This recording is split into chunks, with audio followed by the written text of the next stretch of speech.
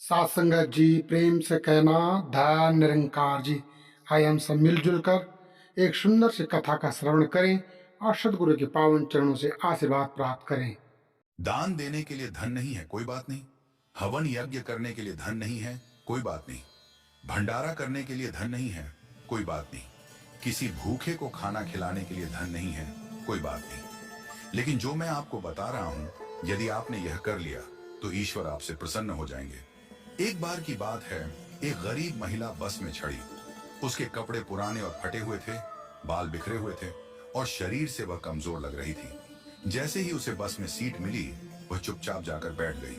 कुछ ही देर में अगले स्टॉप पर एक वृद्ध महिला बस में चढ़ी।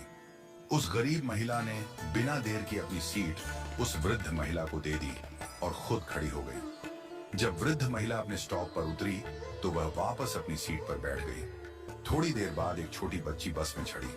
बच्ची को खड़ा देख उस महिला ने फिर से अपनी सीट दे दी और खुद खड़ी हो गई। बच्ची का स्टॉप आने पर वह वापस अपनी सीट पर बैठ गई। इसके बाद एक गर्भवती महिला आई।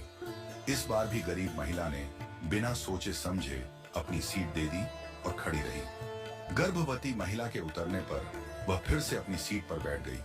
थोड़ी देर बाद एक सामान्य महिला बस में चढ़ी।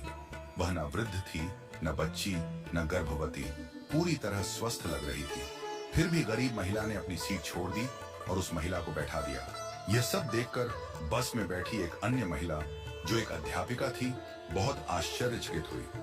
उसने सोचा, वृद्ध महिला, बच्ची और गर्भवती महिला के लिए सीट छोड़ना समझ में आता है, लेकिन एक सामान्य महिला के लिए बार बार सीट छोड़ने का क्या कारण हो सकता है?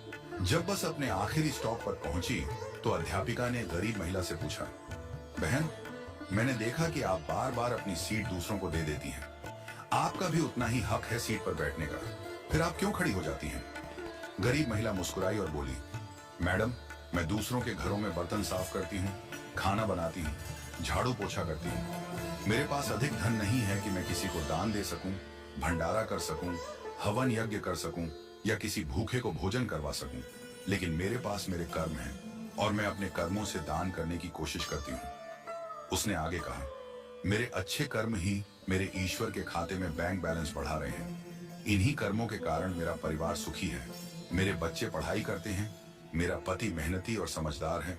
हमारे पास बहुत अधिक नहीं है, पर जो है उसमें हम खुश हैं। जब मैं अपने आसपास देखती हूँ तो पाती हूँ कि लोग कितने दुखी हैं, लेकिन मेरे अच्छे कर्मों की वजह से दुख मेरे जीवन में नहीं आता। उस महिला की बातों से अध्यापिका की आंखों में आंसू आ गए। उसने कहा, मैं स्कूल में बच्चों को शिक्षा देती हूँ, पर आज असली शिक्षा तो तुमने मुझे दी है। आज से तुम मेरी शिक्षिका हो।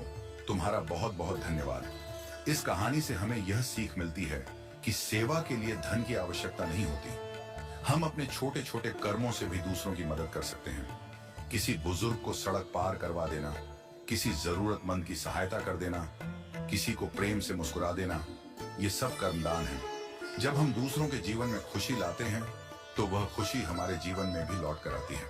हमारे दादाजी कहते थे, अपने अच्छे वक्त में बुरे वक्त की तैयारी करो और बुरे वक्त में अच्छे वक्त की।